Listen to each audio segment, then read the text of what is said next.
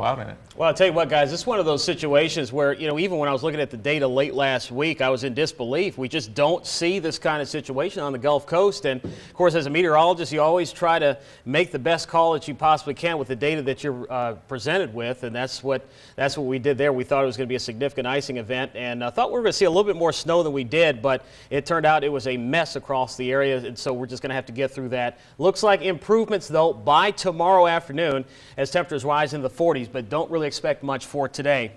Here's a look what's going on right now. We're starting to get a few holes in the clouds. They look at southeast Mississippi. You can see across parts of Greene County, George County, Stone County, and even over in Perry County, Mississippi, seeing perhaps a little bit of cloud cover trying to break up there, maybe some sunshine trying to break through. But temperatures are staying chilly out there, still 25. And I don't really see them getting much warmer than this. It looks like we'll be probably low 30s this afternoon, maybe getting to freezing. We'll be lucky to get about 33 this afternoon as those clouds are thick. And we're still dealing with winds sustained out of the north about 16, and that creates a wind chill of 12.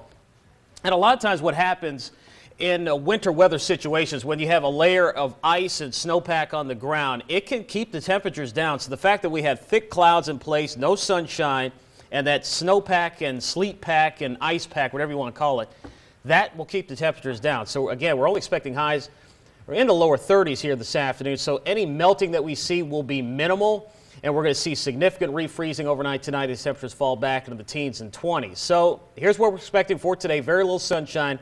I don't think we're going to see much at all, if any at all.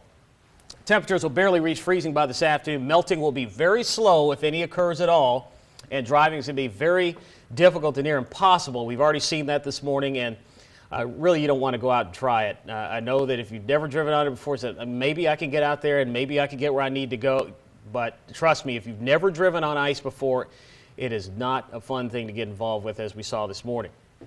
So for tonight, this is what you can expect. Anything that melted this afternoon will refreeze, and it looks like black ice is going to be a big problem. That black ice basically is when you basically come up on it on the road and you really don't know, you can't see it.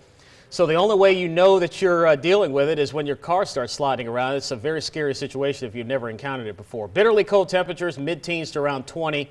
Wind chills, of course, were not going to be an issue tonight, as winds should go light later on tonight, but still, doesn't really matter. It's going to be cold. Pinpoint predictor, though, brings the clouds out of the area by later tonight. Plenty of sunshine here for you Thursday, and it looks like your Friday's shaping up to be pretty nice as well. Here's your 7-day forecast. 46 tomorrow after a low of 16. Tonight's going to be a cold, cold night, but warming to 46 for tomorrow. That's going to do some significant melting. I expect big-time improvements as early as late morning tomorrow. We should be into the low 40s here by lunchtime tomorrow, and then 62 Friday, near 70 for this weekend. Unbelievable. All right, Derek, thanks so much. We got a couple of updates now. Azalea Rhoda at Mike.